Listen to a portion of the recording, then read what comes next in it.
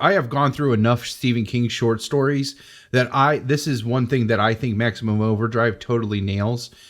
His short stories have a totally different feel to me. Even like his very deep ones or his very like horrific short stories, they have this like camp to all of his short stories. Just have this like romp, like they just feel fun. You know what I mean? Oh, like okay. you just wanted to. I'm new to them, so yeah. And I feel like this movie totally nailed what it's like to read a Stephen King short story. Like it's cool. got. Yeah. I think because he does so much exposition in his full novels, especially later on in his career, where like, you know, things are just like 1,200 pages long. I'm on The Stand right now. I'm like 20 chapters into The Stand, and I was like, I'm starting to have trouble following certain things. Yeah, and like his short stories though are just like, these are the funnest parts for him. That's how it made it into the short story, you know? And I feel like this movie really encapsulates that, where you get this feel, what it feels like to read a Stephen King short story. So what was that? Oh, sorry. Oh no, you're fine. I texted the bride that she was cute when she was sneering at me, and then she, that's what was that. She says, you're loud and you're nerding. So I'm out, not on the porch tonight because it's pretty cold here in Minnesota today. Oh yeah, I believe that. It's getting colder in Ohio too. So, yeah, it just, that's the first that's the first of many praises I'm going to give this movie. That's great. I love for all the talk of it being bad that it's full of praise, because it is such a, I don't know. You had contextualized it for me in that thing of like him being coked out. I think so on IMDb. Yeah. I had that up. He says Stephen King, being a former cocaine addict, later admitted that he was, quote, coked out of my mind the entire time he was making the picture. Yeah, and often didn't know what he was doing. Yeah, my favorite quote on the IMDb trivia page is, when asked why he hadn't directed a movie since Maximum Overdrive, Stephen King replied, "Have you seen Maximum Overdrive?" Like, yeah. That's the.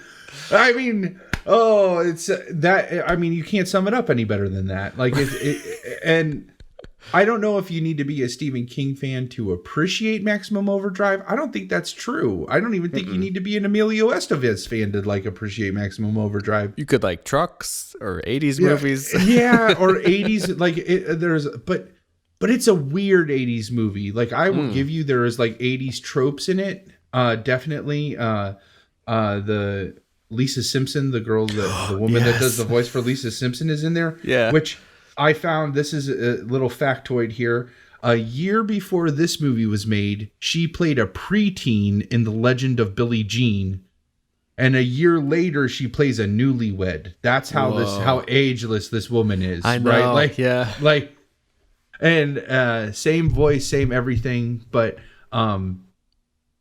it's a weird 80s movie. It's got first off, instead of like a fake rock score, yeah, like a lot of 80s movies have, like it, like he's like, no, I'm going right to the top. Yeah. AC/DC, like, we're gonna have AC/DC do all the music for this. Yeah. He even offered to have them be in the movie, but they denied. Like, really? They didn't want to be in the movie. Yeah. Oh, yeah. I didn't know that was coming. So when that happened, and it is like, that's the first scene, the thing that we looked up that is the theme for our Stephen King corner, and like, you know, that whole thing of like, "Honey, buddy, come here." This machine called me an asshole. That's like in the first minute. And he totally does the Stephen King. You'll hear this if you have not heard Stephen King narrate one of his books yet.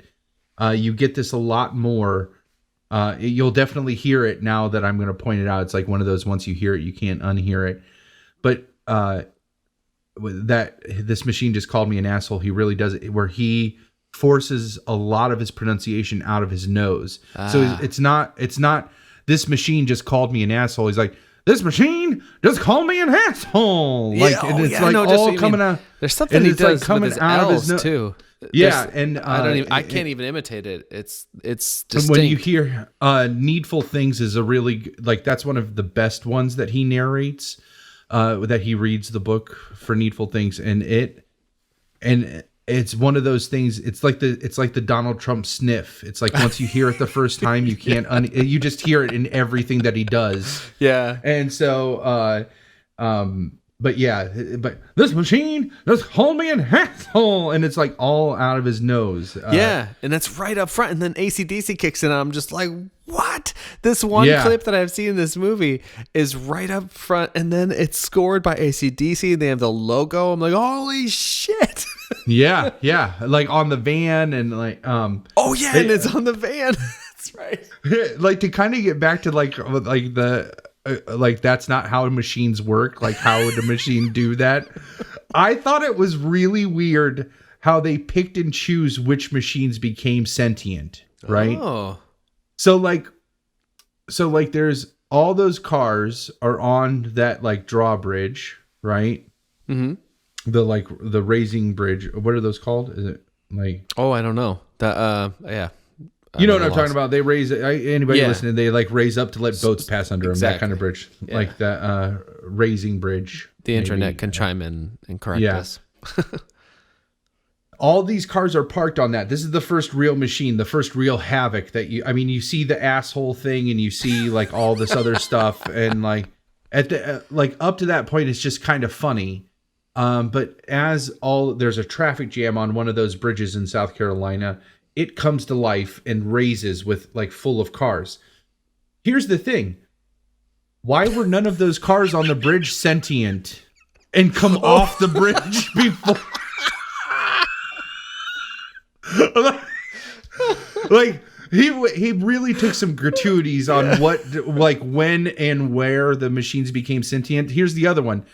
For the first half of the movie, the newlyweds, Lisa Simpson being one of them, are driving around in a sentient car, like in a car that's not sentient, in a world with sentient machines. Right. Why didn't the car driving them just like careen into an overpass and kill them both if he just wanted to kill them? That's true.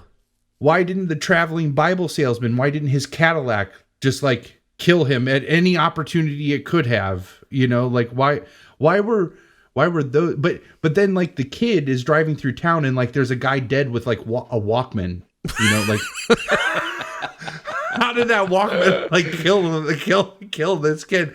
Or the lawnmower was the biggest travesty of all. Like, that was not a self-propelled lawnmower. How in the fuck did it move on its own? It was a push mower. Like, right. You had to push it. Yeah, there's no mechanics to those wheels. Self-propelled at that time? Oh, I'm sure they did, but it was not one. There was no. It's interesting. It spreads more like the disease or flu or whatever in the stand than what should be if it were from some kind of alien type thing, just like an on-off switch. Like either everything was haywire or nothing was haywire. Or nothing was haywire. So it's just like, and that's the thing that really, I guess this would be the alien element at the end is like, here's another one of my notes that I wrote that I find absolutely hysterical. The machines have absolutely no sense of self-preservation. Like, they have no problems destroying themselves trying to kill humans, right? But they can grasp psychological warfare, Morse code, and comedic timing. Why? But they have no idea of like self-preservation. It just blows my mind. Like, that's so funny. None of these things occur to me. This is why it's important to do things in pairs and have someone who complements your thinking. I'm leafing through the Night Shift book here that I have. Is mine it can't be a first printing. I also thought it was funny how like in the first, while you're looking through that, there is almost a direct Psycho ripoff in the sound, the like sound. Yeah, like, absolutely. But it's the vocalist from AC/DC going singing it. And so the music. But like it totally dies off in the movie. Like it's only in that like in the first round of killing, and then it shows up one more time later on in the movie. But all the other times that people get killed by machines, it stopped. Like in the middle of the movie, it doesn't happen. Yeah. It's like Stephen King would like forgot about it. Like I want that to happen on all of them.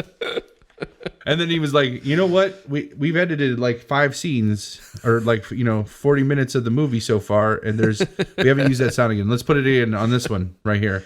And it's like every time, not at all. This one last time, and then that's it with the like yeah.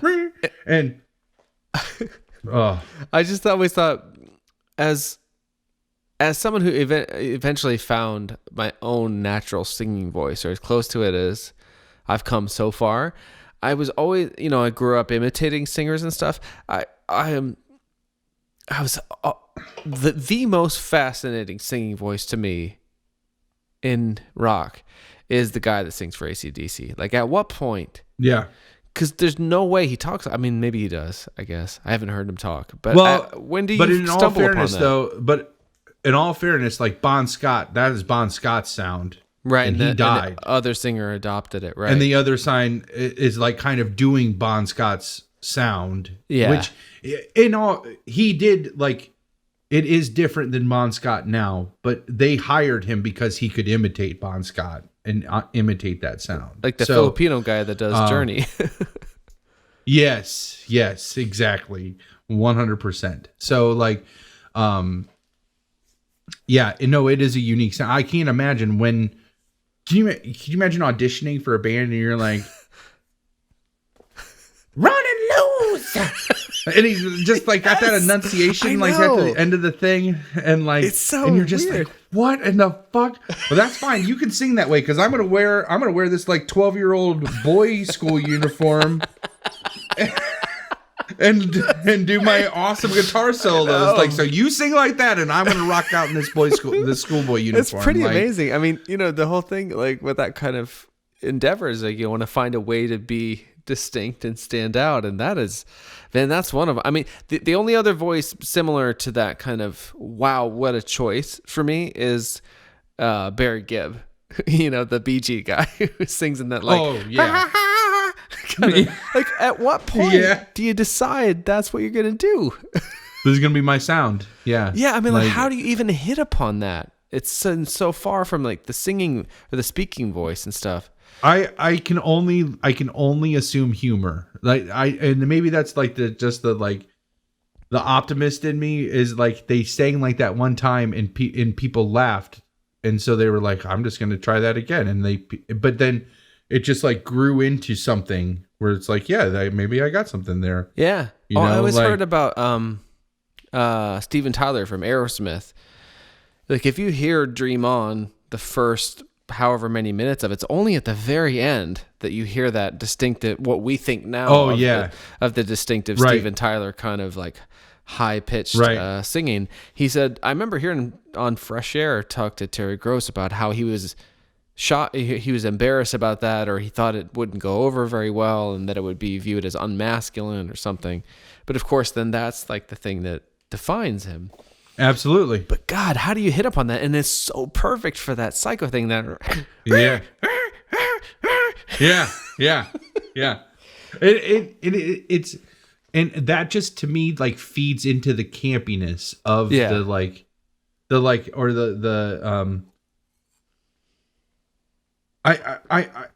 like the sound effect that you would picture in these short stories. I mean, Stephen King short stories, just like they're either very humorous or they're very graphically horrific or they're very like rip your fucking heart out sad.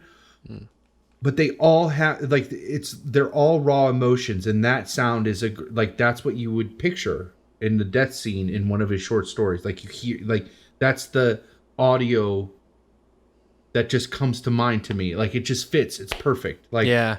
And it's so overblown. Like, you don't get a bigger rock kind of, not metal, but I think there is some of that. And in 1986 popular culture, I mean, I think that was probably perfect. Yeah. And it pulls you out. I mean, I think some of those death scenes would be much more horrific and much more impactful if it wasn't so cartoony, like the Yeah. It just like, you have no other choice to just be like, that's hilarious, because it sounds so silly. Like, except for the one that, and hopefully it's not just me. Hopefully I'm going to mention this and you're going to be like, yeah, that was fucking scary. Oh. The steamroller that burst through the scoreboard at the Little League game. That sounds horrible. I don't remember it specifically, though. It disturbs me because it's only been 10 days, and I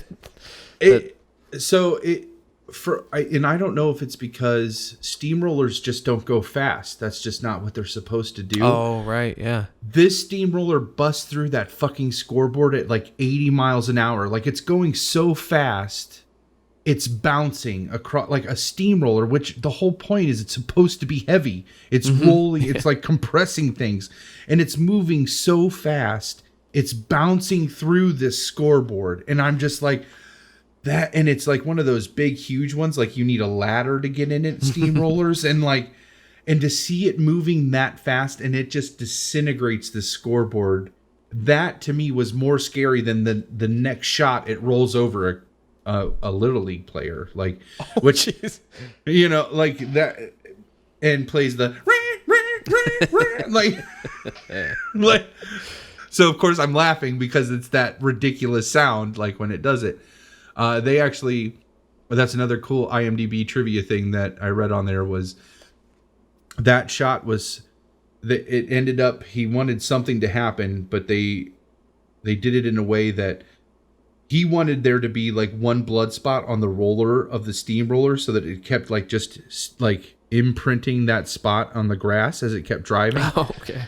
But they overloaded it with fake blood, I guess. And so when it rolled over it, it just like exploded and went everywhere. And he thought it was awesome. But because it was a kid and because it was so graphic, they were like, you're going to get an NC-17. So he had to cut it short. Like, they had to cut that scene short. But I thought the steamroller just bursting, I thought that was the scariest shot of the whole movie. Oh, wow. It bursting I'll have to through take another look at that. The scoreboard, I think, was scarier than anything else that happens. Everything else to me was just ludicrous and hilarious. Yeah. But that one shot was like, I was like I even remember watching it now as an adult and thinking like, oh God, that's so fucking scary. Like, because it's a steamroller should not be moving that fast. It should not be bouncing. It should not be bursting through a scoreboard at a baseball diamond. Like, so all of those things combined just make it terrifying. I was looking at the text, because we were talking about, you asked me earlier like how they compared, and then this other adaptation of Trucks or whatever. So the short story is called Trucks. It's a 15-page short story in Night Shift, and so I'm just going to read. Maybe I'll read the first paragraph just so you have a sense of like what it is. I don't think it's, as I look at it, I don't think it's worth reading the last. Because I think in some ways that's the only difference, is like the scope of it and the time would be the difference for me, like having read it and watched it. So, Trucks. Who's your favorite? There's someone that you really like reading his stories, right? Do you know that person? George Guidall is one, and then Frank Muller is the other one, but Frank Muller passed away. Oh, so okay. Frank Muller and George Guidall? Yeah, seriously, any audiobook read by either one of those guys, it's like George Guidall's voice is like an audio version of a boner. Ooh. And Frank Muller can... there could be 100 characters in a book, and he'll do a different voice for everyone and remember it throughout the entirety of the book. Wow. Which for Stephen King books is impressive because they're really long and there's a lot of characters. But seriously, anything either one of those guys reads is fantastic. Frank Muller stuff is like listen to a radio drama. Oh, nice. I don't know that either of them has read one of the books I've so far listened to. Because I think I'm not sure. I'll have to look, but I'm glad to know the names because I want to maybe seek those versions out. So, so I've never done this before, so it's not going to be very good. But so here we go. Hooah! Hooah! Yeah. Oh, I gotta tell you, the guy's name was Snodgrass. No, sorry. Okay, here we go. Okay. Trucks. The guy's name was Snodgrass, and I could see him getting ready to do something crazy. His eyes had gotten bigger, showing lots of whites, like a dog getting ready to fight. The two kids who had come skidding into the parking lot in the old fury were trying to talk to him, but his head was cocked as though he were hearing other voices. He had a tight little potbelly encased in a good suit and was getting a little shiny in the seat. He was a salesman, and he kept his display bag close to him, like a pet dog that had gone to sleep. Oh, try the radio again, the truck driver said at the counter. So anyway, really, that first paragraph sets up a character I don't think is in the movie, but they are in the diner or truck stop right from the get-go.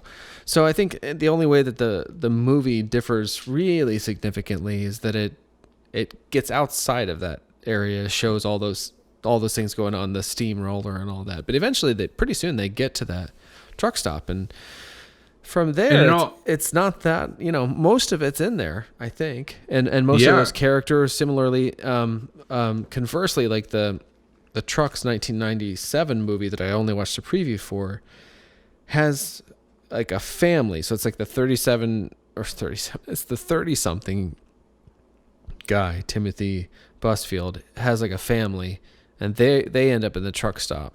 I don't think there's a family in either the short story or Maximum Overdrive. No, Maximum Overdrive. The closest thing to a family, and he uses it like that outside the truck stop exposition. The bulk of that is delivered through the Little League player like finishing up the Little League game. The coach dies from the amazing soda, like the only soda machine in existence that has a mechanism that actually powers how the soda comes out. Yeah. Like gravity, it's like gravity can't be there's no alien presence that can make gravity go faster, right? Like propel a can out faster. So such bullshit, Stephen King. That is sloppy storytelling, Stephen King. You're insulting the intelligence of your audience, and some coked out shit. That's some coked out shit. Like, again, great representation, because it's just like, man, you know what's gonna happen now? Like, this soda machine's just gonna kill this guy. Yeah, it's interesting because it's not like what they show in the movies, which seems like a purposeful depiction of somebody going through it, but from the outside. And sometimes like they'll try to make it a subjective experience for the viewer, but I feel like, as you said, this movie is a more holistic view of not necessarily what it's like to be on cocaine, but it is something made by someone who is in that state. You have an idea of what it would be like to be on cocaine by watching this movie. Yeah, like the decisions you would make. Yes. But they tell that exposition, that outside stuff is told. Most of that is told by this kid, and that's the closest thing to a family at the truck stop, because he's trying to get to the truck stop because his dad is one of the mechanics that gets killed, that gets picked off at the truck stop. Oh, right. So I don't think so. As I'm looking at some of the character names and trying to find it in the short story, I couldn't find like Snodgrass. I think the kid's name is like Deke or something, right? But they don't deal with a lot of names in the short story. Like that kid, I think, is probably represented, but they literally call him the kid. Yeah, no, and that makes sense. So, so it felt pretty similar when I watched it, because I did watch it very soon after reading the short story, and because of that, I think the lines blur a little bit. But anyway, now seeing the preview for that other Trucks movie, with essentially it looks similar without all of the things that I think we would say are awesome about this one. And then that family angle. The only other thing I wrote down about the trailer is the kind of closing moments, and they say, I wish I knew the name of the dude that read all the trailer. It's like, in a world, like that guy. Oh yeah, that guy's name is easy. Do you know to his find name? though. Have you ever seen that movie In a World? It's called that, and it's about a girl who might be. Oh, it's a very fun little movie. I wish I knew the actress's name. But it is about not the act, because it might acknowledge the existence of the actual dude who does this. But it's a young woman who wants to get in that business, and I think her dad is the premier guy who does the voices for movies, and she wants to be in that world. It's very funny, and I would recommend it. It's called In a World. Don LaFontaine is that guy's name. God, I almost feel like here is on his Google card that came up. Other names. Great name. Like Don LaFontaine is already an amazing name. But here's his other name: Thunderthroat, the voice of God, the king of movie trailers. That's this guy's name. Shit. Yeah. I don't know why I keep asking you, like, who's the best fucking at reading things? And then I'm like, okay, I'm gonna read something poorly. No. Oh my god! Now I'm curious. I gotta look up quick if it's actually him in that movie. It might be. He worked. That name sounds man familiar. worked. He was active from 1962 to 2008. That's outrageous. Oh no, he's not in the movie. Okay, it's some kind of approximation, but I do recommend that film. It's fun. The actress is Lake Bell, which is kind of a cheesy sounding name, but she's a pretty cool chick. And she wants to live in the world Holy of the fucking shit. movie. Sorry. She wrote and directed this. I did not know that. Oh, I know who she is. I've seen her before. She's hot. Oh my god. I'm so much more impressed with this movie knowing that she wrote and directed it as well. Hot. Yeah. There's great things in there about, because I have a real problem. We talked about hipsters earlier, but I cannot abide kind of sibilant. It's usually women who do it, but it's not exclusive to women. But if there's a kind of people talk with a lot of sibilance, I can't even do it. I can't do it. But she does a wonderful imitation. She sort of like yells at this young woman. She's like, "Don't fucking talk like that." Anyway, good movie about voiceover artists. And now I'm going to read the voiceover that is at the end of the 1997 Trimark Pictures release of Trucks. You're about to reach the end of shit. Hold on.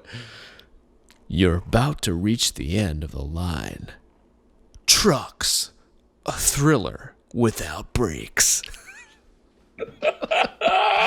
That's all you need to know about that. Oh no, that's so terrible. Yeah, I have no desire to see that. I don't want to taint it as terribly awesome. Sorry, I just clicked back over to see this. The picture you sent me of Lake Bell. Oh shit, Lake Bell. Yeah, that's go. Lake Bell, huh? Let's resume this later. Wow. Yeah. Just look up Lake Bell Esquire. Everyone send Palmer your welcome or thank you emails. Yeah. Wow. And the big crap. ones. Yeah, it's crazy, right? Jesus. What goes on? Sorry. I don't know. I wasn't prepared for that. So, all right. I almost want to watch Trucks just to see. I feel like, because this is going to sound like that Maximum Overdrive was not an honest take at trying to adapt that short story into a movie. I think it was an honest attempt. But I feel like Trucks is like, no, we're going to take this seriously, And I think that would ruin everything that's awesome about Maximum Overdrive. In a way, that was my hope, that it would be a more quote-unquote honest adaptation. But it didn't look like that. It looked more, it was just a different kind of exploitation that did not seem more true to the book. Actually, Maximum Overdrive does seem true to the book. And honestly, I think it's a better title than Trucks. And to use the metaphor, it's like it's just a vehicle for this kind of idea of machines taking over. And so that's the way that it differs from the short story is like the kind of just showing other people outside of the diner and, you know, having it, and it's a 15-page story. So, but remarkably, like the main beats of it are some of the things I remember of like going out to, you know, the trucks demanding the Morse code and the trucks demanding the fuel and all that. All that's in there in the short story. Yep. I don't know if there is the couplehood. There isn't the thing about like the Estevez character being what was he on? Not a parole, but an ex-con probation. Or something. Probation. Yeah, he was on probation, but it was there was the implication there that he was not like, he took a high road somewhere and was like kind of, the probation was unfair, or he stole because he was hungry, or he was trying to feed somebody or something like that. Yeah, the noble. Like, yeah. Oh my like God. he was a noble thief. It's funny because I have a note on here that because they try to set up his boss, the owner of the truck stop. Is that Pat Hingle, like Commissioner Gordon? Oh my God. I have so much to say about Pat Hingle. I had no idea. I always just thought of like, this is Commissioner Gordon. I want him taken alive. But like, holy shit, is he awesome in this? and his character's kind of a sleazebag. And the way that they show that he's a sleazebag is because he has graciously allowed Emilio Estevez on probation to work at his truck stop. And the reason that he is so lucrative is because all of the punch cards that have stars on them are parolees. Right. Yes. Yes. And he makes all of them clock in and out so that they don't get paid for all of the time that they're there. And I actually wrote this note too, where it's like, the shady truck stop owner is only asking Emilio Estevez to put in an hour of extra unpaid time. Is that really worth it? Like, you would think it would just be like, tomorrow you're going to call in sick, but you better show up for that 12-hour shift. Like, that would be like way more worth it than like, you're going to work an extra hour. I know. For free. Like, you know,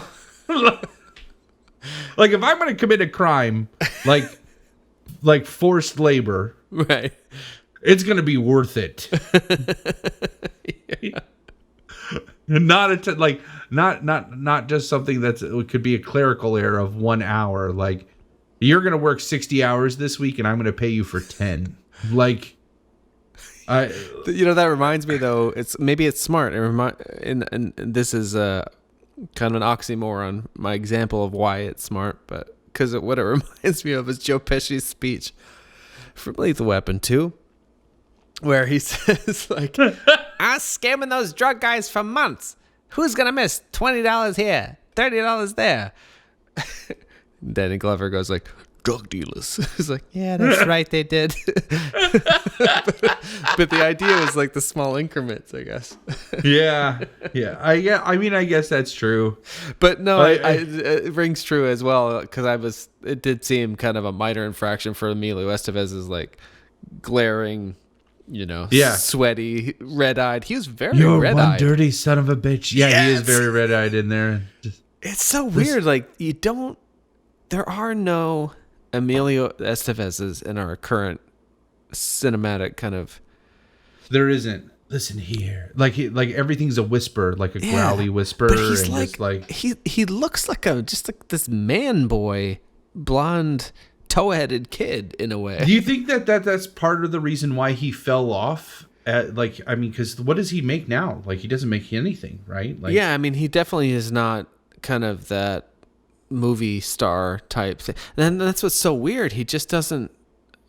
I can't quite articulate it, and it's even kind of. I mean, it's like the difference between him and Bender in The Breakfast Club. Like, yeah, not that Judd Nelson is still playing those kind of lead roles, but I do feel like Hollywood favors dark and brooding over like blonde and brooding somehow.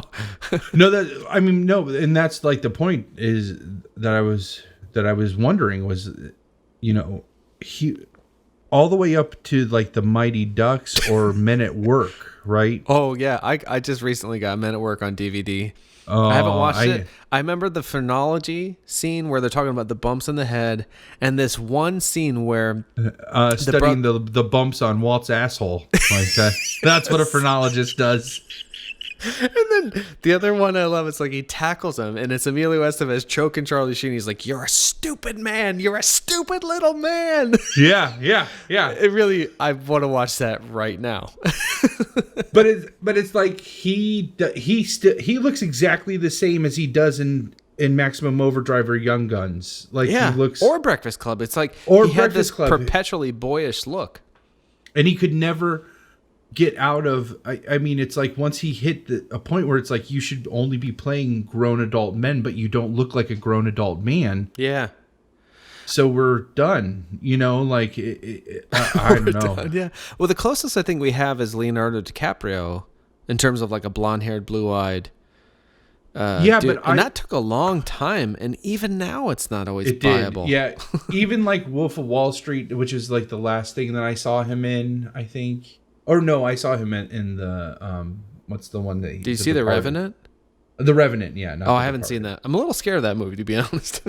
Oh, it is rough, like very rough. But like you think that he has not aged, but go back and look at the trailer for The Basketball Diaries or What's Eating Gilbert Grape. Oh yeah, he is a grown man in these movies. Emilio Estevez in the same thing, like. Men at Work, I feel like if I picture Emilio Estevez in Men at Work, if you like took off the mullet and put him in a white undershirt, he would look like he just walked off the set of Maximum Overdrive. Yeah. In all fairness, like that was probably only a matter of 6 years. Yeah, 4 to 6 years. Yeah. Yeah, it wouldn't be that long, but I don't know. It's weird. Like our buddy Pumps, I remember said something at one point in time about. Well, no, he said, I don't know if he said something way back when, but he said something recently because he's got, I don't know if you've seen him. No, probably not. He's not much online and stuff. He's got shoulder length hair. Oh, really? Yeah. And he said something about Chris Hemsworth has really raised the bar for like blonde haired, blue eyed, like long haired blonde dudes in the last few years. And I thought that was so funny. That's so true. Yeah. But yeah, and I always had this thing. This is I don't want to get too much into this, but I've always noticed, or I've often noticed, I should say, that certain dudes, especially, the movie stars that they like make. Because I used to work at a video store, so I'd find this out sometimes. Made perfect sense for how they came across. As persons themselves.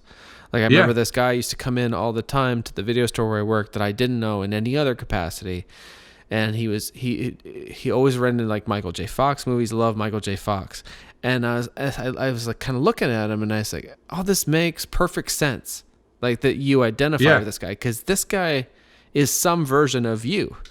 And I remember Pumps, like when I was in high school and even still now, like I love Pearl Jam. I identified with that singer, Eddie Vedder. It's like, because in some ways that felt like me, like curly haired, brown curly haired dude.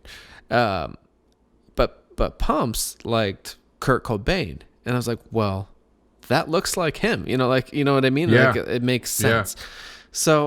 So it's strange to me in a way that there aren't more. Because if you think about Brad Pitt, and I mean that makes total sense. Fucking everybody likes Brad Pitt, sir, except for I don't know. He's had some problems recently, but yeah, the whole hipster movement based their haircut on that man. Yeah. Anyway, but so what am I like Fight Club Brad Pitt though. To be fair, like that's my Brad Pitt. I mean, I like that. I like his 7 Brad Pitt. I like any Brad Pitt, to be honest.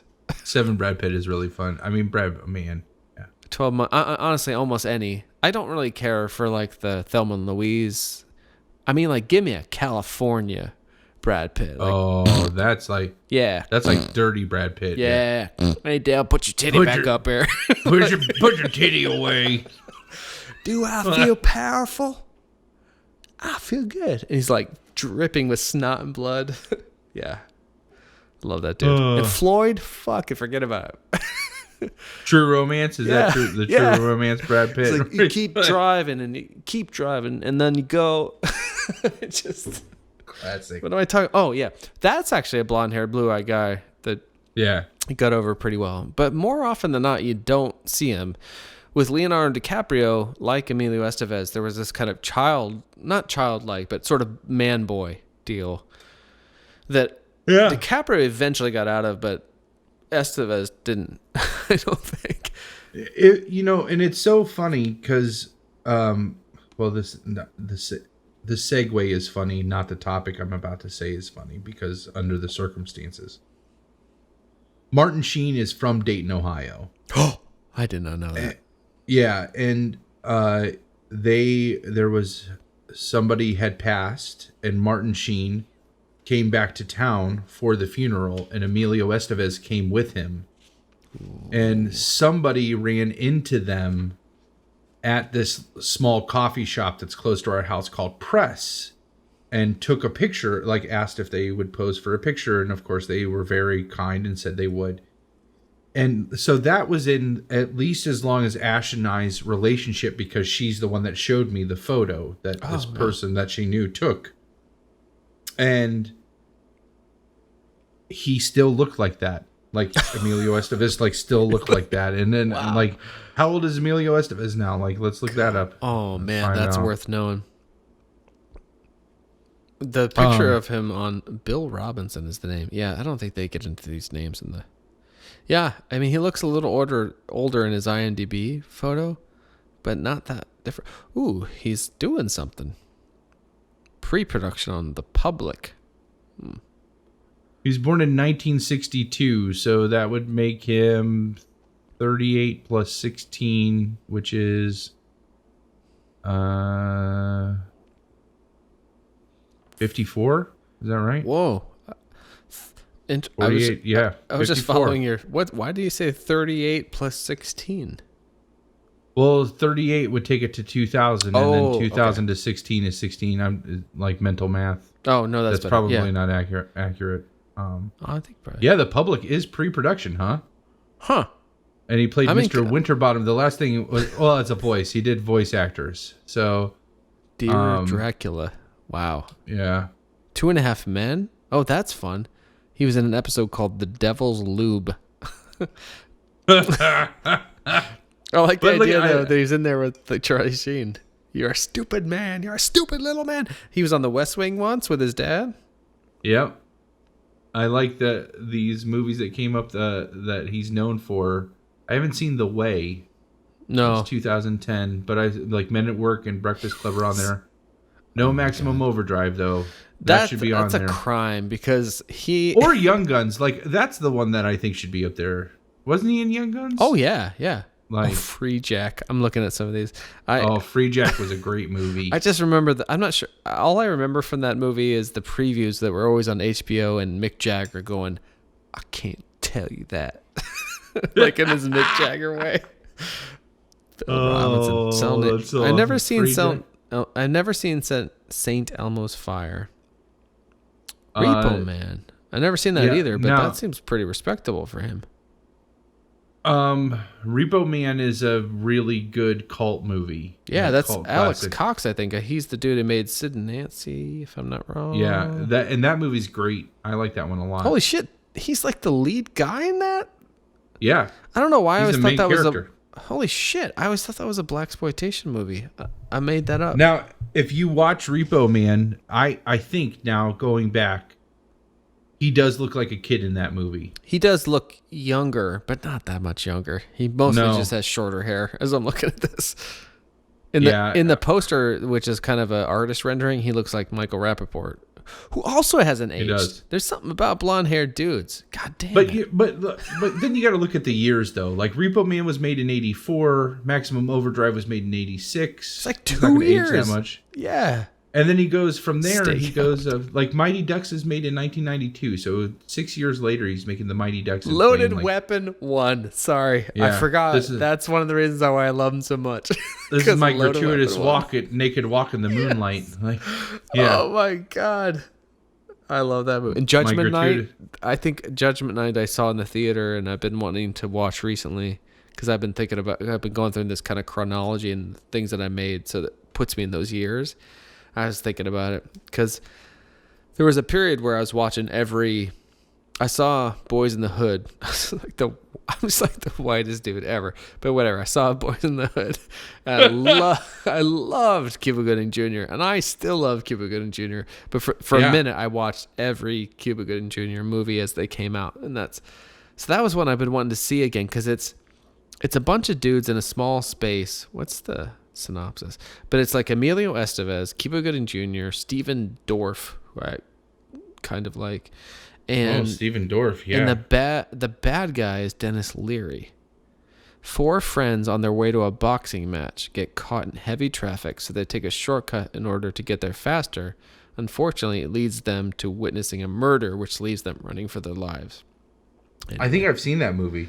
I mean, I know I've seen that movie. And I'm trying to picture it, though. I mean, I'm not going to say it's great, but I want to see it again because I literally haven't seen it since then. Okay, we're kind of all over the place. But there was a minute where Emilio Estevez was like fucking Phil Collins. Like, you turn the dial in 1990 or whatever, and you're going to hear Phil Collins somewhere. And same thing, you're going to see Emilio Estevez in a movie. And never has he been better. That's totally accurate. Like, well, and I mean... And it's kind of spilling over from that like Brat Pack, exposure and, but he was definitely in a lot, just in a lot of things that have existed throughout my life, like movies that have survived my growing up. Men at Work, if for no other reason, like that was a big one that Bauman and you and Krams always came back to. I didn't know that. I'm gonna have to talk about that with him. Krams is working on something else with me right now. I'm gonna hit him with Men at Work. Oh my god, I can't wait. I want to say I know that was a recurring thing. And like my mom and I liked Men at Work a lot. We were just really blown away. The movie is just so fantastic. He played James St. James in that movie. That's the name of the character. So awesome. Holy shit. But let's wrap up this Maximum Overdrive. Oh my god. Or at least get into it. or at least get into it. Yeah. It's just like, so he directed it. Sorry. Dude wrote and directed Men at Work. Emilio Estevez did. Oh, that makes so much sense. Holy shit. He's my new, like between that and this movie and Loaded Weapon. Okay, I want to read a quick quote because it's a non sequitur in some ways because it's not really. I think it's happened during the opening scenes of just like shit going on because I have this note written about watermelons flying through the tennis shorts. I don't know that. This is why I should type things. But then it says, quote, "You goddamn stupid asshole. Can't you see we've got a situation here?" I just love that combination of words. I have this one. I ain't never seen no hero with his ass in the air like that. Oh my God. Yeah. You know what's crazy is that might be like 2 pages past where we are, but oh my God, that's something someone says in that movie. Yeah, I ain't never seen no hero with his ass in the air like that. And that's not in passing. Like that is, they make a moment out of that. See asses, and it's like, fucking Emilio Estevez's ass. Like he's bent over doing some kind of work, and the girl says that. What is her name? They ran into the diner because they threw a grenade, and they're like have their hands over their head to like cover from the shrapnel of the grenade. Oh yeah. And that's when his love interest. Hey, babe. Love interest. That's actually in my last half page of notes. Says that I ain't never seen a hero with his ass in the air like that. And then dash, hey babe. I think he must say hey babe. I might have looked into who she is because I was like, is that the girl from Hellraiser? But it's not. I don't know if she's in much. The Goofs page is ridiculously long on IMDb for this movie, by the way. Like, let's see here. And they have it broken down into categories. Character error. When the cans of pop started hitting the kids and they start running away, a can hits number 7, right side of the screen, and it takes him some time before he grabs his head and falls dead. That's because he's like, wait a second. Soda shouldn't come flying out of this machine like this because that's not how soda machines work. I was just looking at some of the things I wrote down. Terrifying Green Goblin driven by Pops. So in the credits, that is Green Goblin. Like they licensed it. They licensed that. Yeah, likeness. it was modeled after the Green Goblin from Marvel Comics. It's supposed to be like it's a toy truck, right? Like carrying like toys. Okay. It's like Happy Time Toys or whatever. Like, and the like, I think the catchphrase is like, "Here comes another laugh" or something like that. And yeah.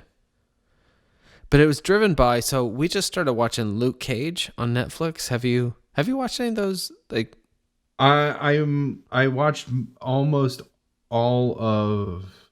I watched all of season 1 and most of like halfway through season 2 of Daredevil.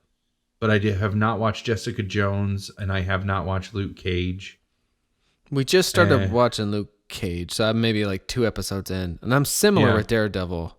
I love season 1 of Daredevil quite a lot. But, it was so good. But season 2 felt not as good. And I'm about halfway through as well. Well, and I think season 2 is when they realized, we're going to make the Protectors, which is like, so Luke Cage, Daredevil, Punisher, maybe Jessica Jones, and then there's going to be another show. Those all end up becoming like their own version of the Avengers called the Protectors. Yeah, like a street level, more kind of. Yeah. And they're more urban and much more like graphic and much more. So I mean, Marvel, man, they figured it out. They did, yeah, they did it right. And I mean, that first season of Daredevil. Oh, it was so good. Anyway, but and actually Jessica Jones took me a minute to warm to, but ultimately I was like, I do really like this. And Luke Cage Luke Cage is introduced in that series, Jessica Jones. So you get a sense of him. Yeah. You don't need it to watch that to appreciate his standalone series. But I will say the standalone Luke Cage series starts pretty strong, and I hear only gets better. But I only mention that because it's in my notes, because it says the Green Goblin Happy Toys drive by Pops from Luke Cage. Really? Frankie that's awesome. Faison, I guess his name. Because I saw this guy in Luke Cage. I'm like, I feel as though I've seen this actor everywhere. He plays probably more than this, but he's like a barbershop guy in the neighborhood in Harlem, I think. But I was like, I feel like I've seen this guy in a million movies. I don't know his name. I couldn't even tell you. Oh no, someone hiccups. Like, I couldn't even tell you what movies I've seen him in. I said that, and like the next day I watched this movie, and I was like, "Holy shit!" It's Pops from Luke Cage from 1986. You know, oh, that's awesome. And then moments later, I see Gus from Breaking Bad. Did you watch Esposito? Giancarlo Esposito. Did you watch Breaking Bad? I can't remember. I did watch Breaking Bad. Yeah, so he's Gus. He's the chicken proprietor / like drug lord. He looks such like a dignified guy in this show. Yes, he's the guy that's in the like arcades. Yes, exactly. And steals all the cigarettes and everything, right? Yes. And I'm like, holy shit, that's good. And then I wrote Pat Hingle. That's so awesome. I'm trying to see here. Like, I made a note too. Pat Hingle. Sorry, No, go ahead. Just to bide you time, but it says Pat Hingle. Then there's an arrow quote. I gotta whip everyone's ass around here. Shitty job, but somebody's gotta do it.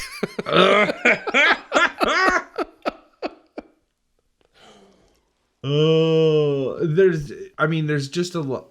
Again, great representation of what it's like to be on cocaine, because it's like there's a lot of really good one-lines, but not a lot of good dialogue. There's a lot of really good one scenes, but it's really hard for them to come together as like one whole movie. You know, like it feels really disjointed when you see them all together. Yeah. It's so frustrating. I think the licensing with the have you noticed like the modern cover for Maximum Overdrive is not the Happy Time toy truck like that? Oh no, is that what the like video box was? Originally, I remember it being like you could see it was Emilio Estevez with the truck behind him, and now it's just a plain generic semi, and it must be because they don't have the licensing anymore. That would make sense. Use that Green Goblin image. I noticed I see it. I do remember this video box. I looked it up, and it does show the Green Goblin thing, and Estevez with some kind of gun or something above it. Oh, you know what's funny? Like when I do the image search, Legend of Billie Jean is in there. Oh man. I always just think I've never seen that. Maybe I've seen that movie. What I associate great classic 80s movie. TriStar. Yeah. What I associate with it is a woman with her top off but jeans on. Does that happen in that movie? Am I making that up? You don't see any nudity in that, I don't think. Okay. Yeah, I must have just invented that for some reason. Like the bride will be changing. I'll be like, The Legend of Billie Jean. If she's ever like just topless with her jeans still on. Maybe when they're swimming in the river at the beginning of the movie, because that's where they get that picture from. Yeah, maybe you might be right. No, I'm gonna. Sorry. Fair is fair. That's what. I feel like in the 80s there was this like the like popular 80s movies, you know, like Christian Slater's in that. Sorry, that's Helen Slater, of course. I recently, when Mr. Robot came out, I was like, I could definitely name 20 Christian Slater movies, and at great distress, I came up with 19. Shit, this is my 20th, but I didn't do it on my own. Holy shit, this is some hot looking. What about Gleaming the Cube? Did you list Gleaming the Cube as one of that? Man, yeah. Oh, you're crazy. Yeah. Yeah, but you think, like, I thought for sure, no problem, 20 Christian Slater movies, but 19 was where I capped. Wow, I got to see this, because, whoa, Helen Slater looks amazing. Okay, sorry. Yeah. This podcast eventually devolves into just like I'm a dirtbag, but yeah, we're being very piggish in this. Yeah. Whatever, it's things I've heard people say. Yeah. People say it. It happens. Oh. So Gus and Pat Hingle, and I'll wipe everyone's ass. I literally wrote down Estevez. After that, Estevez looks cool. 2 exclamation points. Do you feel like this is something that I felt like when I found the whole like passing through a comet's tail? This is a thing that I have noticed a lot about these like cult or B movies from the 80s. There were a lot that centered around a comet and something happening with the Earth, either passing through a comet or a comet flying over the Earth. There's like Night of the Comet is literally an 80s B movie, horror movie. But there's this, and then there's I feel like there was just this handful of movies where that was a recurring thing. I almost wanted to be like, was there a comet that occurred in the early 80s? There was. I actually had a T-shirt that said Halley's Comet. Okay. Yeah. But I thought Halley's Comet came in the 70s was the last time that passed through. Yeah, but why? And I looked this up, and that's right. But why would... Oh, here we go. Halley last appeared in the inner parts of the solar system in 1986 and will appear next in 2061. Okay, well, there you go. So 1986, I guess that makes that... There it is. Yep. So maybe it would have been big talk. I just remember there being a lot of cultural references in the 80s to comets and like what the results of like what that might entail. I knew it must have been that because I was so I couldn't tell you any other t-shirt I had in 1986, you know? Yeah. Last appeared in the inner parts. Oh yeah. And what's interesting too so there's the comet thing, but then, June 19th, 1987. I don't know if it's 1987, but June 19th is the first date referenced in The Stand. Oh, really? Yeah. I mean, there's other ones soon thereafter and probably throughout, but June 19th. So I've been meaning to look into what that might signify, if anything, for Stephen King.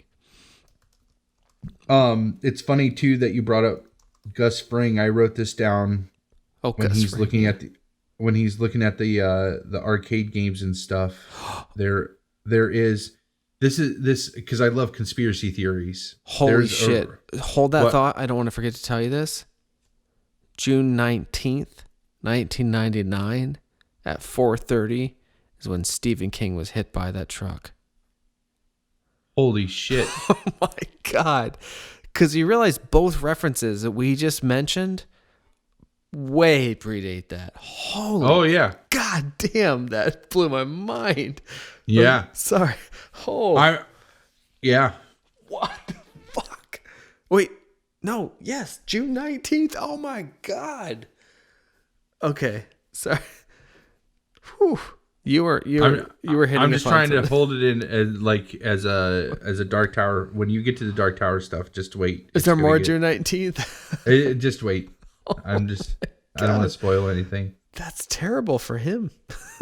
So, this is me totally skirting all of that conversation because I don't want to like spoil anything. Every listener is like, that's the biggest date in all time. Yeah. When did so does that predate the accident as well? The Dark Tower started in the 70s, I believe, or is that right? So that's yet another or even bigger sort of coincidence for that date, if a coincidence it could be called.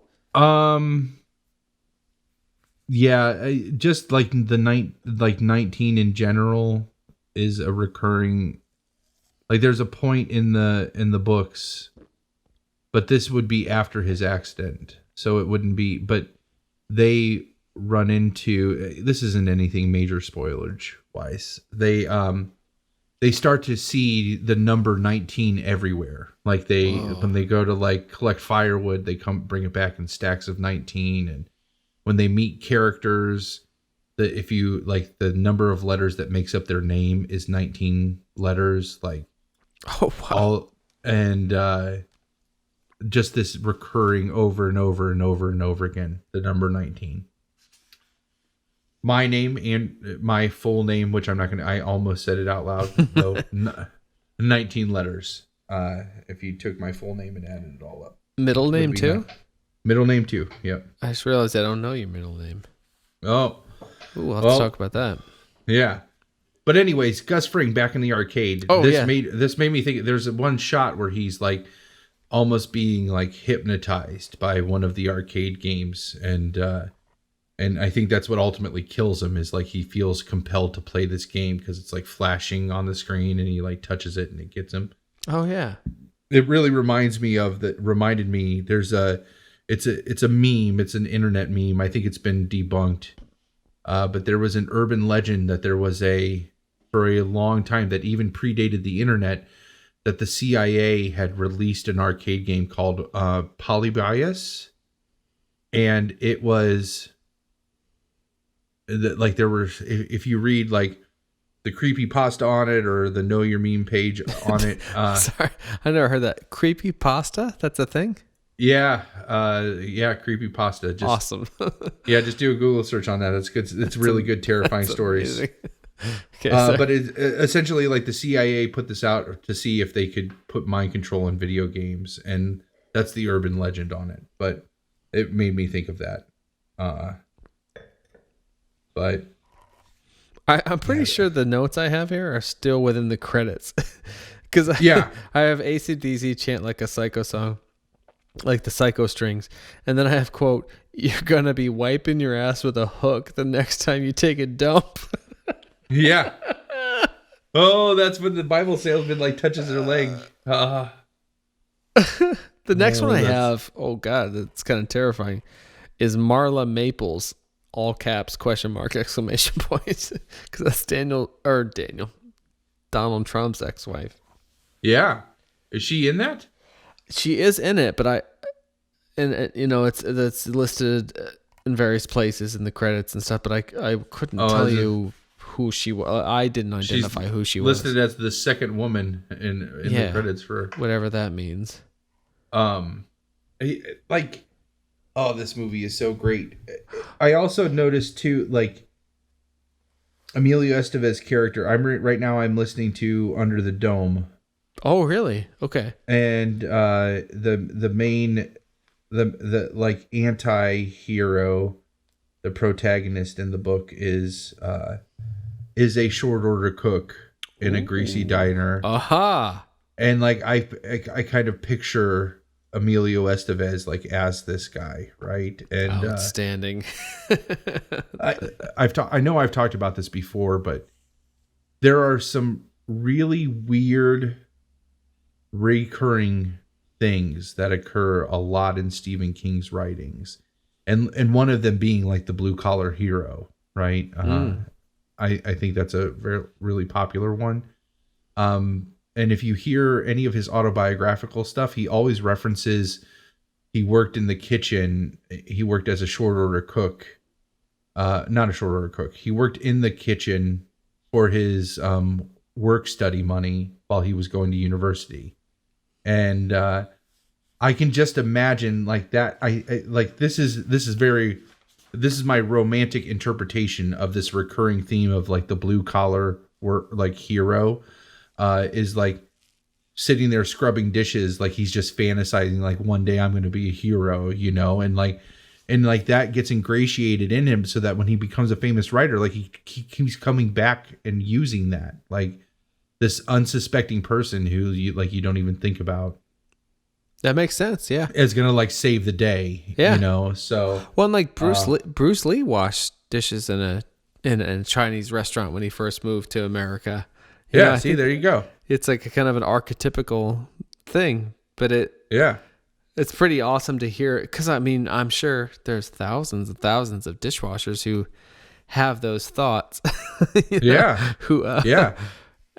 Who don't go on to lead the lives of a Bruce Lee or a Stephen King, who still gain kind of strength and encouragement from those characterizations.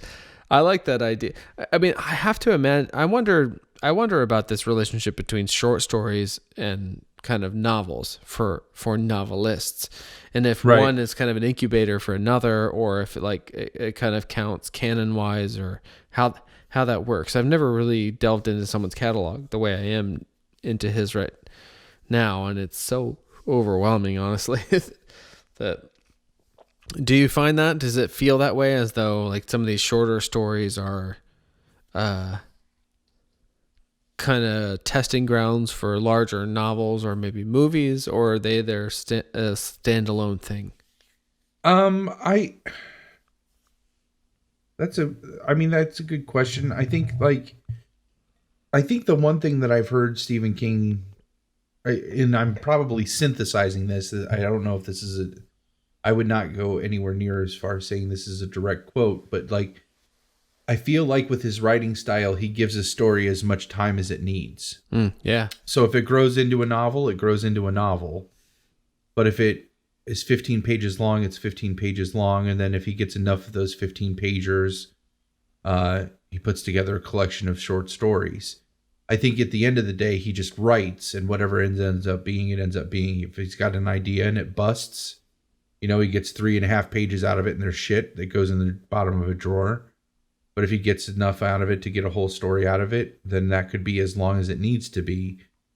But I also have heard him talk about how like the short story is how you really practice your craft of like storytelling itself, and and his history of publication prior to publishing novels was, he would sell stories to, Fantasy and Sci-Fi Monthly or Playboy or what have you, and those are all short stories. So I think it's I want to think, at least if it's not even a direct quote of Stephen King, is that he just gives his stories as long as they need to be. So if they end up being short, they're short, and if it grows into something bigger, I mean, I guess in a sense that any novel started as a short story, you have to write the first 15 pages before you get to the next 150, right? So you're going to know eventually, like, where you're, like, whether or not it's going to be big or if it's going to be short. But I think his short stories have a totally different feel than even his novellas. Like, Different Seasons, which is 4 short novellas, all of which, or 3 of which, became movies. Even those have a different feel than, I think, like Graveyard Shift or any of those other collections of short stories. I was just seeing here too that Trucks, it says in the title page or whatever of Night Shift that Trucks appeared initially in Cavalier in June 1973. See, there you go. Yeah. Which I think is before Carrie, right? Yeah, I would think so. I know it's getting late, and we haven't gotten into this as much as I'd like. I could use one more bathroom break. What if we like go like note for note, and try not to elaborate too much? I think I've worked through most of my notes. Oh, really? Okay. I might have a couple in there. Like I have one that says it just says bazookas don't work that way. I know I have a bazooka note, so I'm sure I can work us that way. All right. Yeah. Go ahead and pee, and let's just do a rapid fire. Yeah. Note. I'll just try to be like note without getting into too much. Okay. I'll go fast. No worries.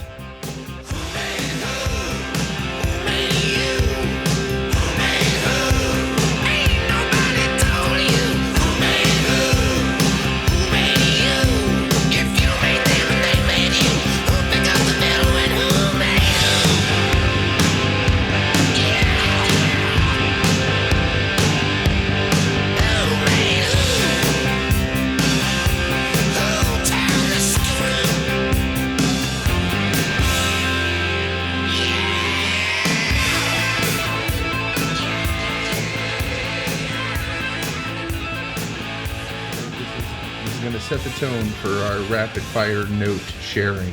Okay.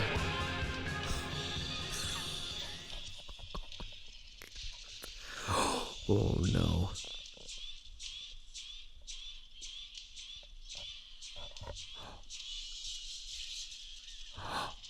Oh my god. Yeah. That thing.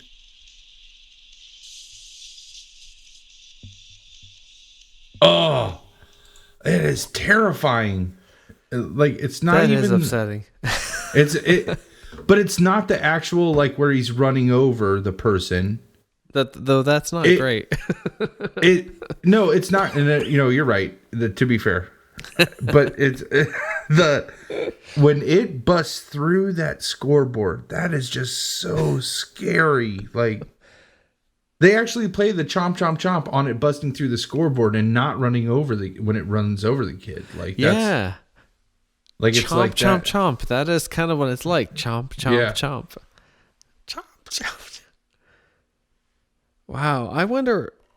As I'm looking at my notes, we've gotten ahead of things, or I think I must be in the diner now. But I'm glad to see that because I didn't remember that part, but now I see it. I remember it very plainly. It's like that whole early scenes where it's showing the machines sort of revolting against the humans, and then eventually they all kind of convene in this one place. It's sort of interesting, like as I think about it, it's a time-honored tradition of like putting a bunch of people, different people in a small space for them to kind of just collide against each other. You know, it's like 12 Angry Men or this or Lost on an island. You know, it's like you get different people and they have to kind of, I don't know, rally against a larger threat. But it's pretty interesting in this one. So I have this, my next, we should do like a rapid fire note thing. And I think you mentioned you've gotten through quite a lot of your notes, but I have a bunch of them. So maybe I'll just throw them off and we'll see where they go, if anywhere. Yeah. No, let's hear them. Because I write mine down by hand because that's how I can do it a little faster. And I'm actually surprised at how well I can read most of it. But so it takes me forever sometimes to watch these movies. Took me a couple days. Do you pause while you make the notes? Like, do you pause the movie? I think I do have to, not every single time, but if I start to feel as though I'm missing something, I do. So that does take me longer sometimes. I remember watching this one over two days because of that. So it just says, girl says, quote, "You ever see that much nothing at 10:30 in the morning, hero?" With AC/DC blues music playing in the background. Yeah, like all of her lines, you can tell very much that a man wrote all of these women's lines. It's true. Because they're all lines that as a man you want to hear a woman say to you, but a woman would never actually say. Like all of this hero talk, I can tell you that's not in the short story. No, and it like, yeah. Laura Harrington is her name, and she plays Brett, which is a sexy girl's name. Yeah. I'm trying to find, she doesn't even have a picture on IMDb. Holy cow. So she's known for this, What's Eating Gilbert Grape? I know that movie. And speaking of Leonardo DiCaprio earlier, The Devil's Advocate. Holy shit. I feel as though I should know her better, but she's so young in this compared to those other. Who is she in What's Eating Gilbert Grape? That I is couldn't a even good picture. Yeah, I know. I can't either. Yeah, because there's... Oh, God, I love that movie. Amy Grape. She's the sister. What? Amy Grape. Yeah. I can't picture her, though. Arnie Grape. God damn it. I love that movie. Gilbert Grape. Arnie Grape. Why don't they... Yeah, she doesn't have a picture. God, I want to see it now. I want to watch that movie. I fucking love that movie. Yeah, there's no pictures of her. Damn it. Huh. Oh, wait. No. I see. There's a family picture. Oh, sure. There she is. That's so terrible. No, never mind. I don't even want to say it out loud. Well, I should. No, because you'll think it's worse. But I saw, so it's a family portrait. You got Johnny Depp. You got her. You got DiCaprio as Arnie. And another girl who I actually kind of recognize, who might be another sister. And, yeah, the young sister. Oh, yeah. And then who plays Mama? That is Darlene Cates. Darlene Cates. I almost said Mama June because I'm awful. But Darlene Cates, yeah. Oh, God, that's such a great movie. When she goes to the... When Mama goes to the... Does she go to pick up Arnie? When she, like, stomps into the prison... The police office, the police station, She's calling the guy by name, slapping, like, literally all of that movie is fucking great. I didn't realize she was in it. That makes me like her more. Yeah. I don't know if you watch or have seen previews for Fear the Walking Dead, but I swear, like, the kid on that show wants to be Johnny Depp from this era. It's I have not.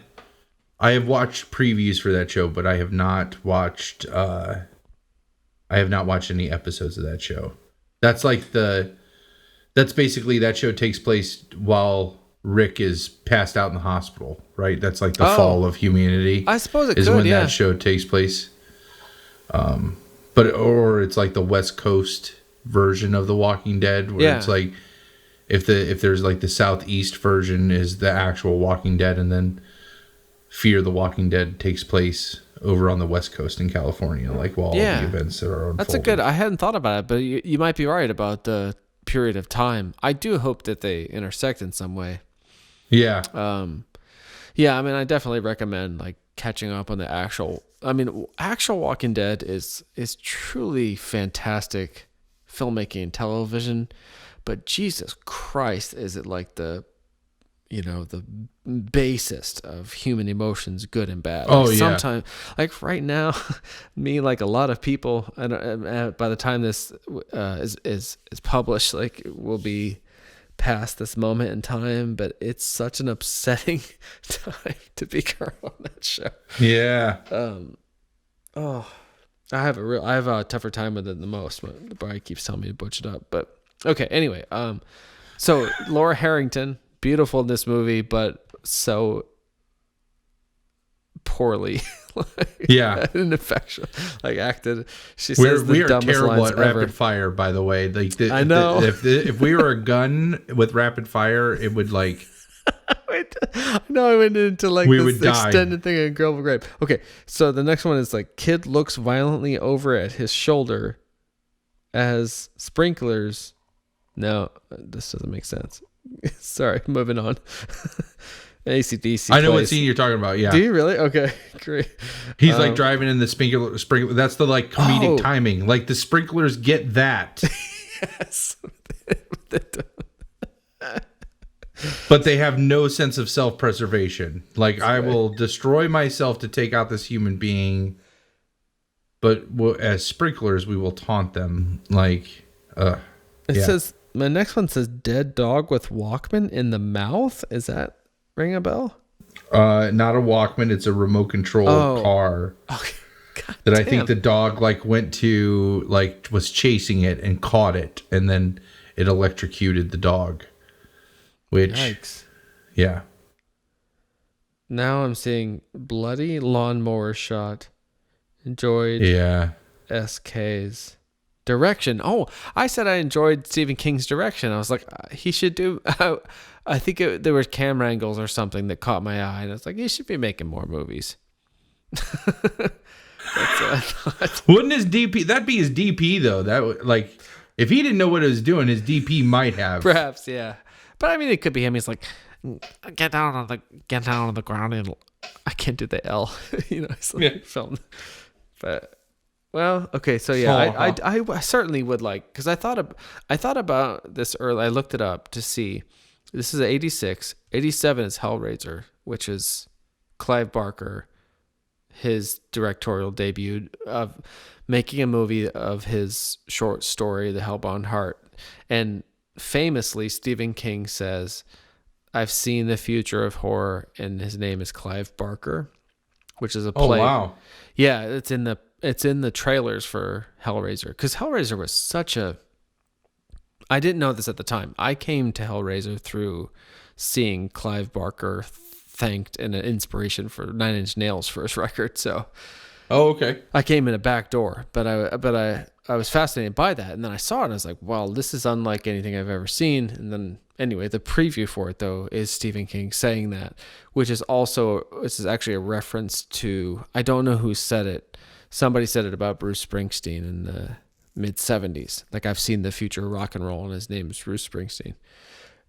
Anyway, Stephen King says that about Clive Barker, but whereas the difference is Hellraiser is amazing and couldn't be better adapted or executed, whereas Maximum Overdrive, not so much.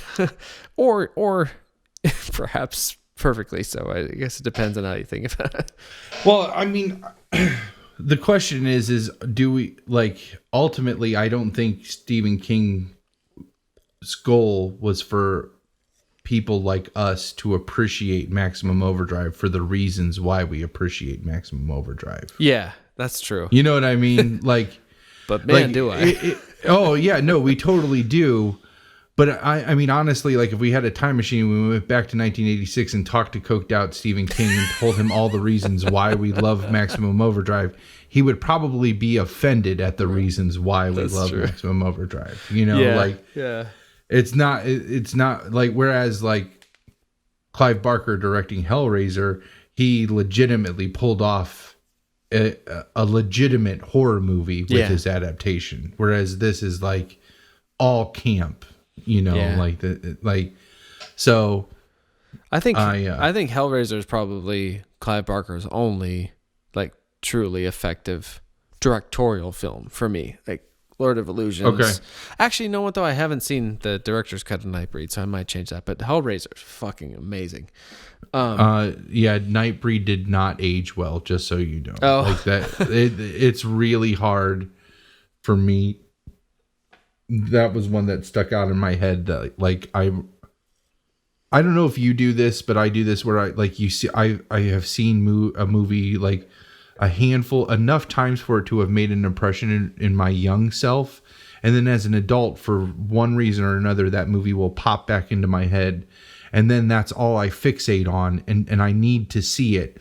And I went through like a 2-year period where like Nightbreed was on my mind, and I couldn't figure out you could not find that movie anywhere for a long time. Like there were not DVD versions that were readily available of that movie.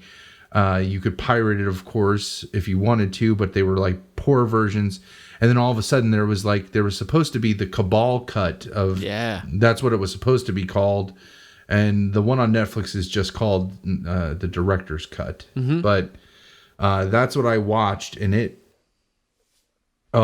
it not as... It wasn't what you wanted. The imagery was definitely there, but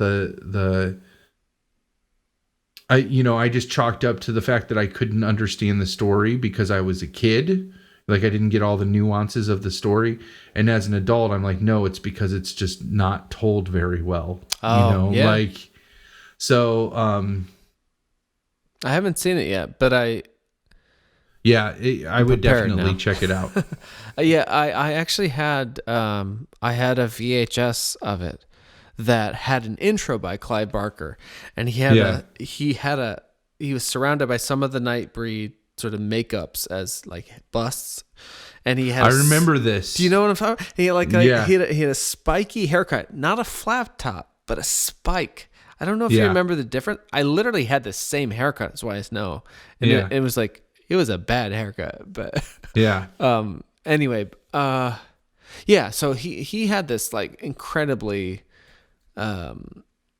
exciting and indelible directorial debut, whereas Stephen King the year before had Maximum Overdrive, which is, I mean, less respectable, but just fucking awesome as we've been discussing. So the next one I have, Bloody Lawnmower, more Stephen King direction. He did say when in that same quote, I guess, about why haven't I directed more movies? Watch Maximum Overdrive, but he said he'd like to give it another shot sober, and I hope he does someday.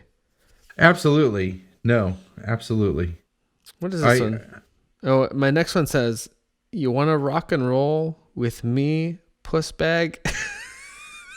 Is that possible? There's so many great lines in it. And that's the thing is like these lines occur in dialogue with people talking to each other, and they're not. That's not how people talk to each other. Puss bag. And I have the note. It's the dude from The Last Dragon. Do you know what The Last Dragon is? We don't have to get into it if you don't.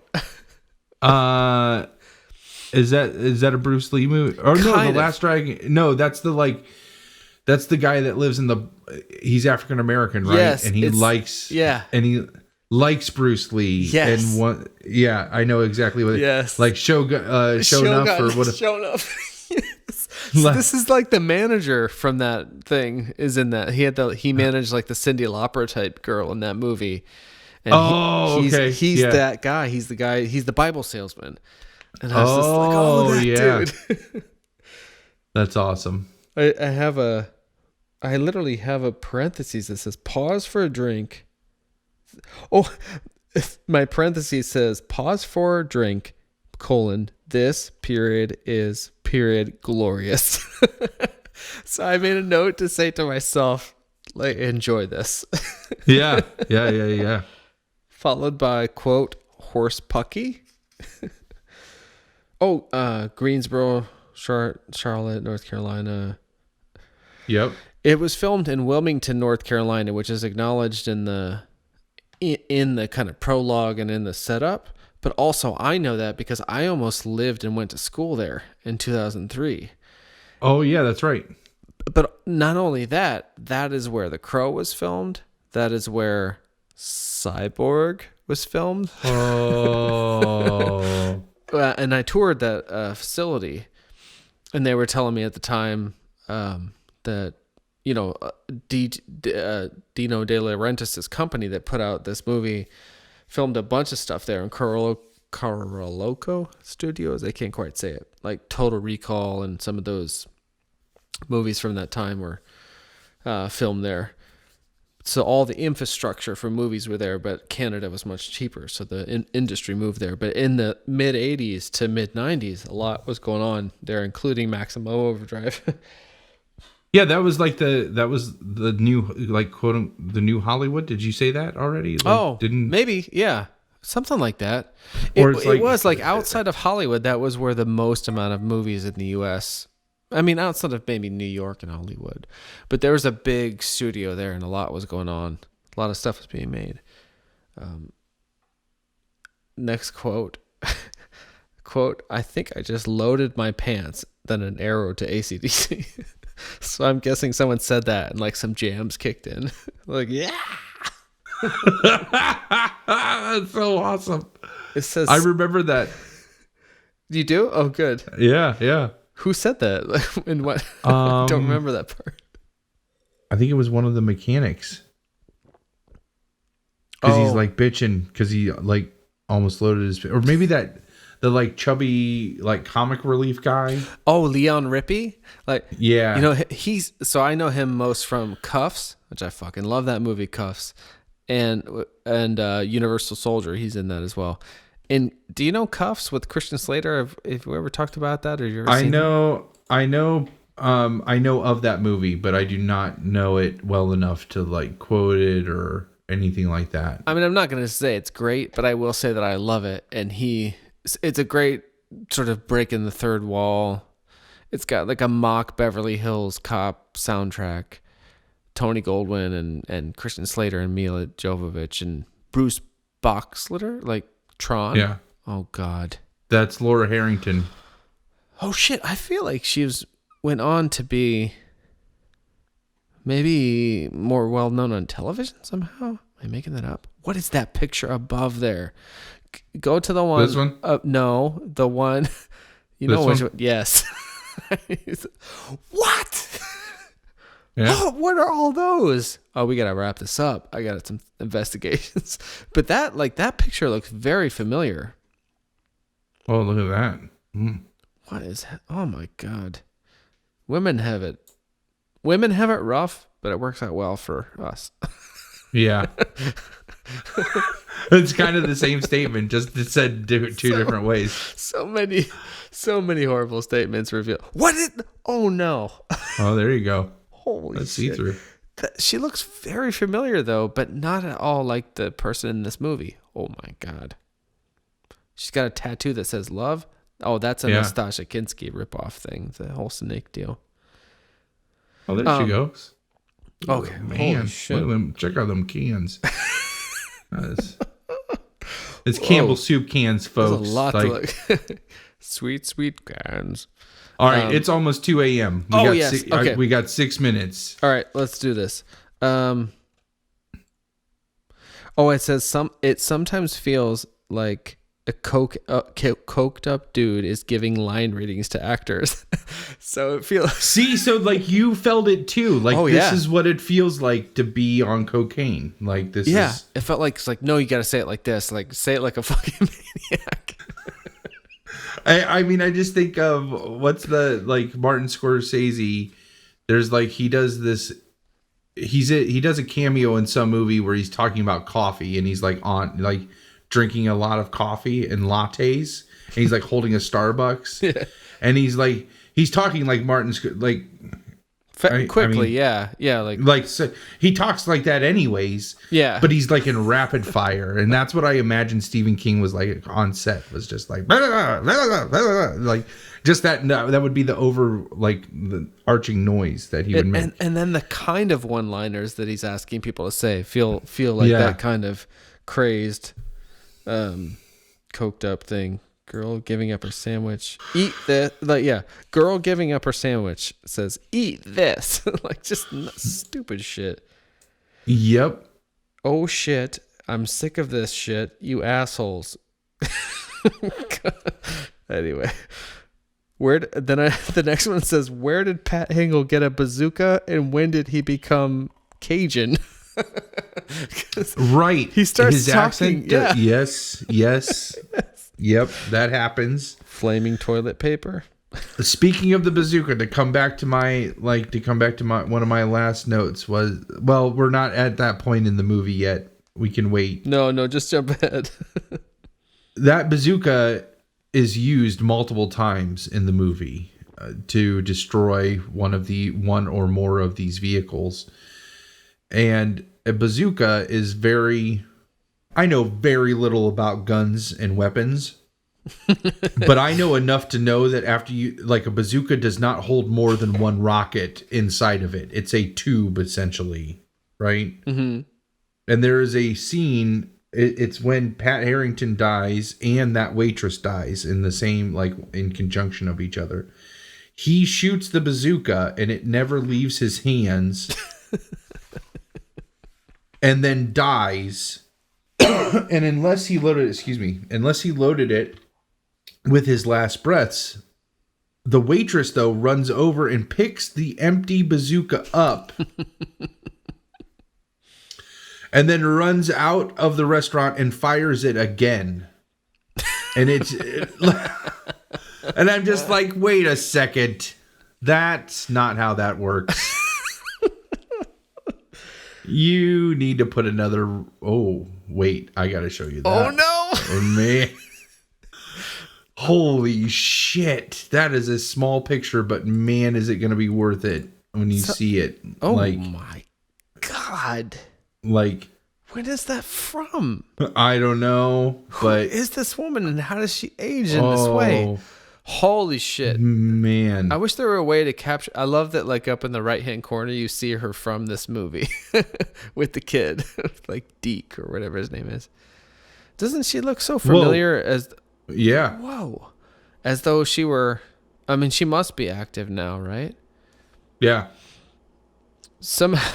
She called. I was going to say somehow we should share these photos with via YouTube. What? Whoa. What was the search terms you used to come up with this? Just her name? Yep.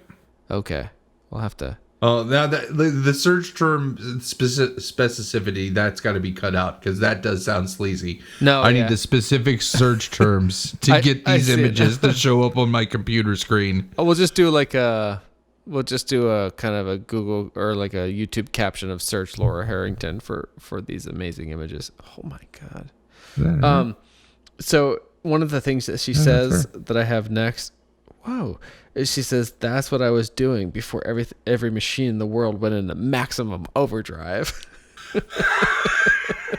Because it's in the 80s. Yes, because you gotta say it. You gotta say the title somewhere. The title has to be relevant to the movie. They can't it's either a line or it's in the theme song or both. Preferably both. Yeah. Preferably both. Next one says, why does Emilio Estevez kick the dude farting on the toilet to talk? He has to kick him. Do you remember that? He wants to talk to him. You don't gotta kick him. No. He's on the toilet. Boundaries. Personal fucking bubble. Only family in there. It says ass is grass times 2, which means someone must have said that in rapid succession. Or somebody said it and another person said it after them. Holy shit. The next one I have says, I'll tell you one thing. You sure make love like a hero. And how did that even how did it even progress to that? There was no build up. There was no even romantic interest. It was just like all of a sudden the next scene they had sex. Yeah, I mean, I guess like they watched somebody die and she ran into his Right. arms, and then they woke up the next morning or that night after coitus. Yeah. Coitus? In that room, though, with like all of the like Playboy, 80s Bush type pinups. Yep. Like, was that his room or was that Pat Hingle's room? Like, whose room is that? And why is that? I'm sure it's not his because he just worked there, but the mechanics, I don't know. Yeah. Truckers could use that to sleep, maybe. Yeah. Jerk it. Yeah. That's I mean, Leon they Rippey's say room. they're in there to sleep, but that's probably what they're going to do, what they're using it for. You're not only, it says you're not only a hero, you're a genius. Like and I just have this like circle around the word hero, and it says, why is he a hero? Yeah. Especially at this point in the movie, he hasn't done anything. Yep. And that's what, I mean, it's like, that's what his name is to her. I guess. That's all she refers to him. Yeah. Like, hey, hero, you're my hero. I know. You make love like a hero. Never seen a hero with his ass in the air like that. They're all great, like, poster titles, like taglines. This says the whole. I just was waiting for him to turn around and be like, my name's Billy, right? With his like Billy, the kid, yeah. Touche. I was trying to find his name. Let's end on that one. That was a good one, Billy the Kid. All right. I have way too many more notes on this, but we should probably call it. I mean, 2 a.m. is the Bill Robinson. His name is Billy. Yep. Fucking A. See how good I am? That's it right there. I knew. Yeah. I wish I knew the best of none of the other. Oh, it literally say for those about to rock, we salute you. The horror words going tits up. The last one that I had is like the last scene of the movie, and they're going to escape, right? That seems like a good place to end, yeah. You sons of bitches, we made you. That comes up a lot. Yeah, that's the waitress.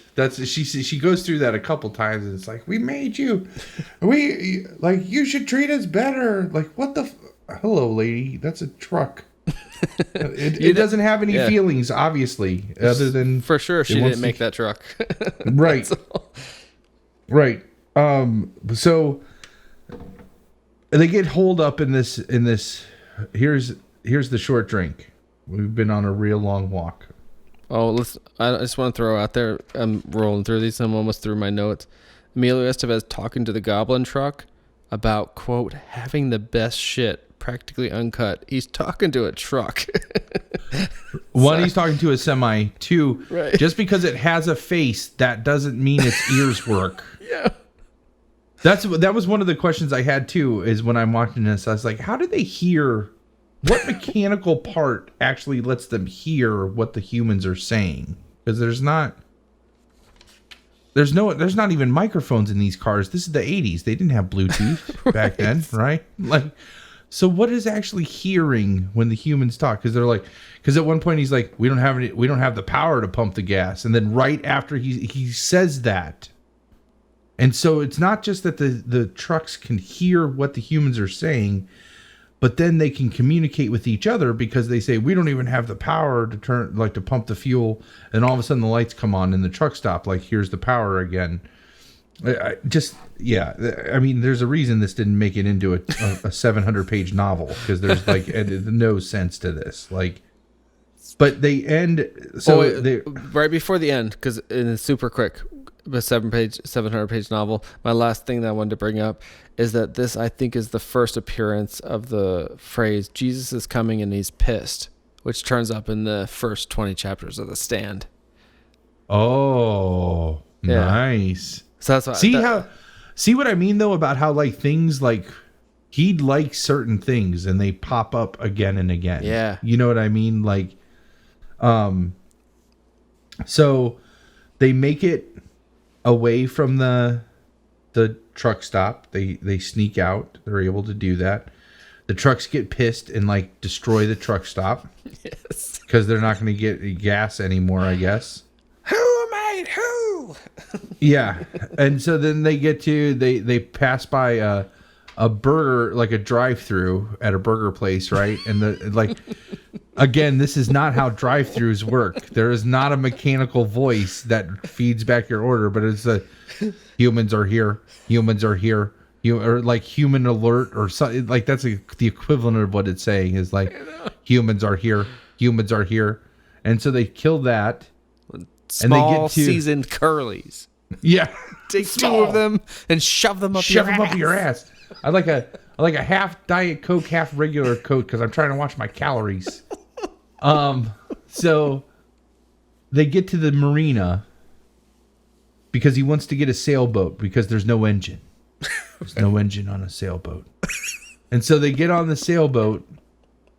Now this whole time though, they're like the antagonist, which is the goblin-faced truck. Yeah. They're on a this is a gravel road.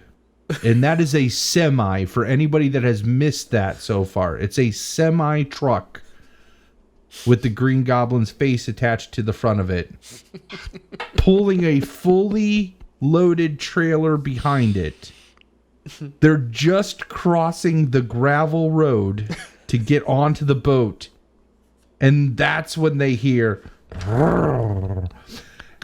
That is the stealthiest fucking semi I have ever seen in my entire life. That it was able to get less than 25 yards from them and they didn't know it. On a gravel road. So outrageous. We are not doing a good sell for this movie. I'm hoping that like people are like, I don't know. It's just so good. I mean, I like to think, because I feel like I was sold on this movie from you talking about it as we have. I was like, I need to see it. I want to see it. I'm gonna love it, and I did. Yeah, no, it is great. There's no denying that. But again, you gotta know what you're in for. You gotta know what you're in for, and it's great for all the wrong reasons. Like it's like, yes. I don't know how I said it earlier, but it's like all the it's great in all the worst ways. So. Or it's bad in all the best ways, Yeah, both. yeah, both. So definitely check it out. This has been a long walk. A long walk for a short drink. We've talked longer about this movie than I think the movie actually is. That's true. We should start doing commentaries for movies.